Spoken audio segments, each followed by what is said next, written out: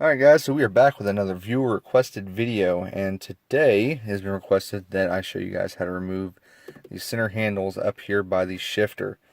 So to do this, we're going to have to remove the upper portion of the center console as well as the rear portion of the center console, and I will show you guys how to do that as well.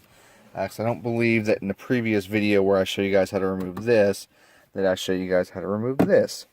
But it's pretty self-explanatory. There's two bolts down at the bottom as well as two screws on the outside. And I will show you guys the locations of those before I get to removing them. So first off, if you haven't seen my video on how to remove the upper portion of the center console, I will link to it in the description below. You can go over there and watch it right now and learn up some stuff. But I went ahead and took the liberty before I started this video to go ahead and pop it loose. So this is ready to be popped out. You don't have to take it fully out. I'm not going to because I've got this up here and it is a pain to center my LED strip that's underneath it. So I'm going to show you guys what tools you're going to need for this job. So starting out, because this is the first thing I grabbed, a trim tool. Always recommended you have one of these. After that, a screwdriver. Does not have to be a stubby screwdriver. This is just the one I have available in the car at all times. So then moving on, we have a socket wrench, and then also an extension for that socket wrench with a 10mm socket mounted on it. And those are all the tools you need. This doesn't need to be here. Throw that back there.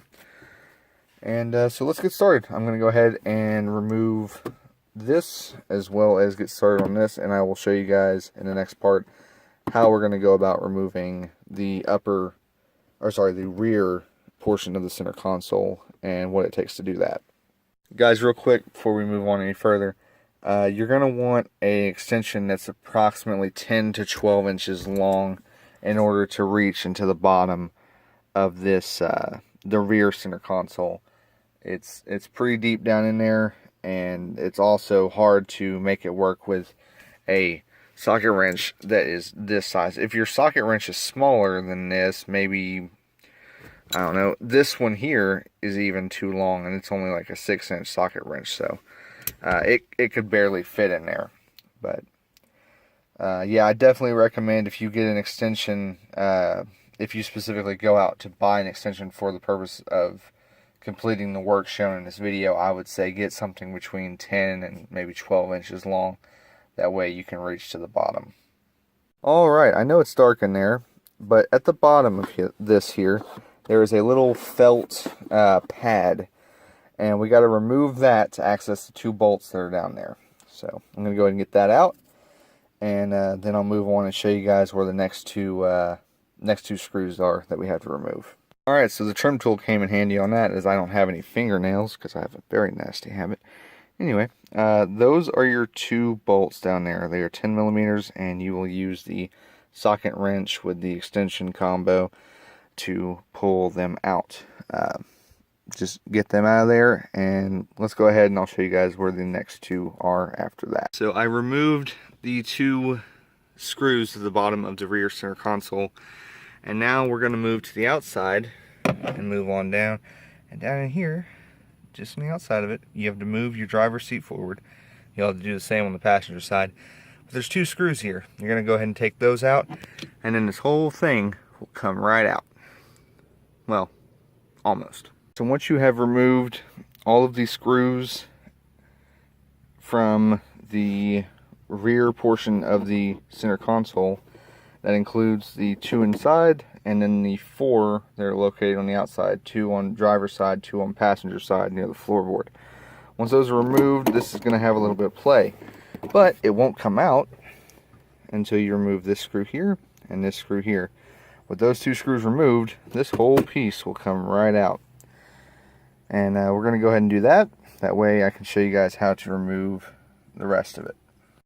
Alright guys, so after you've removed the two screws from here and here, the next step is just simply to remove this from, it just kind of holds on with these here. So you just pop this up and it opens this, and now you have room for removing these. If you wanted to, you can take the whole thing out. I'm going to try to get by without having to do that though. Just the same as I'm trying to get by without having to do it like this. So, but the next steps are, you remove this screw here. There's another one on the opposite side. And then there are two down on the floorboard on the driver's side and passenger side. So this is the location of these plastic push screws here. And generally you should just be able to unscrew them enough and then grab onto them.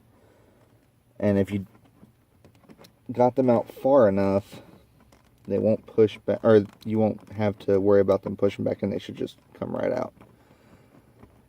So I'm going to show you what they look like once I've pulled it. There we go. So this is what they look like. It's this little piece that expands once you push the screw in, and that just holds it to the wall of the trim. So you got two of these, one on this side, one on the passenger side. So remove both of those and we'll be well on our way. So I'm going to go ahead and take these off and I will show you guys the next part.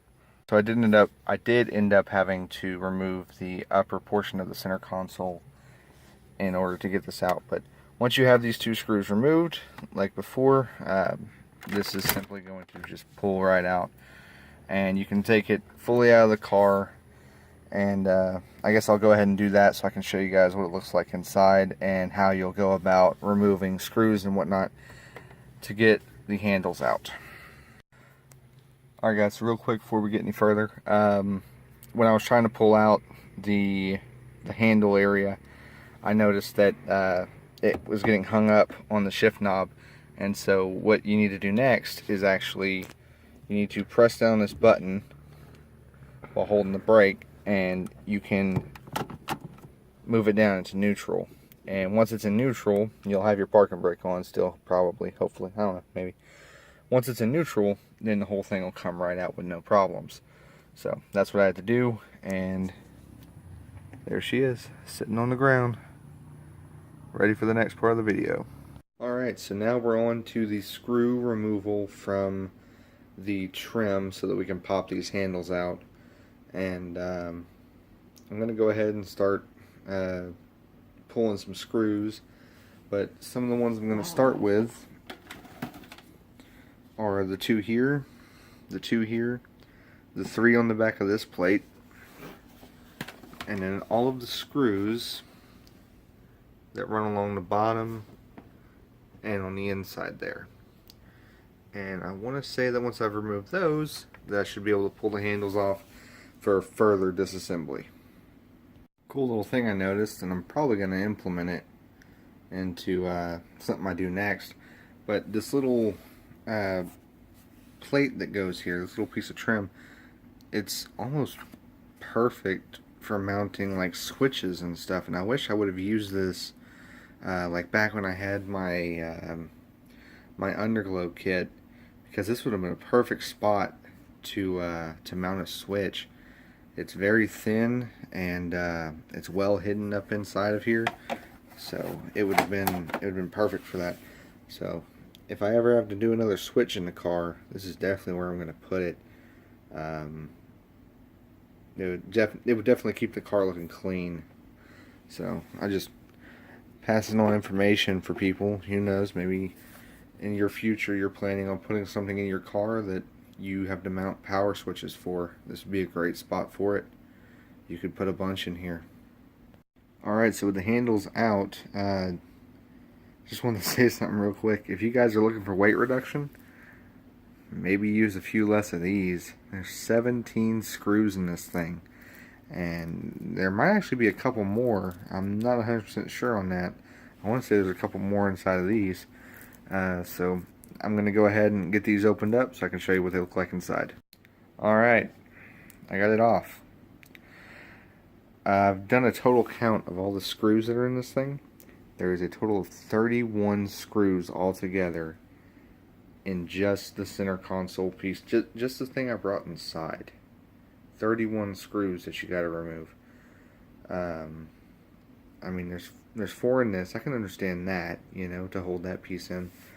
I'm not really sure what those are holding in, what that little rail is for. Maybe it's just support. I mean, there's just a giant mess of screws on my desk right now.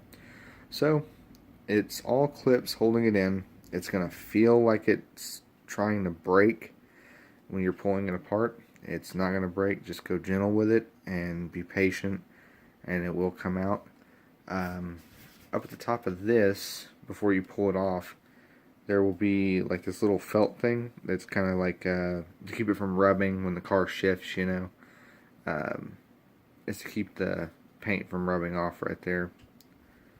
But yeah, so you pull this leather piece off and the whole thing comes out. And so this can be painted by itself if you wanted to paint it by itself, or if you wanted to leave it black like I did. And then you can take this, sand it down, paint it, or if you just want to paint over the original paint and be all wild, that's your deal. But there we have it. She's taken apart fully. Alright guys, well this wraps up the video for today. I hope you all enjoyed it, and if you did, leave a like and subscribe. And if you have any questions or comments, feel free to leave them down below, as well as any video suggestion ideas, as I would love to make another video for you guys. This one was very fun, and I guess I'll see you guys in the next video.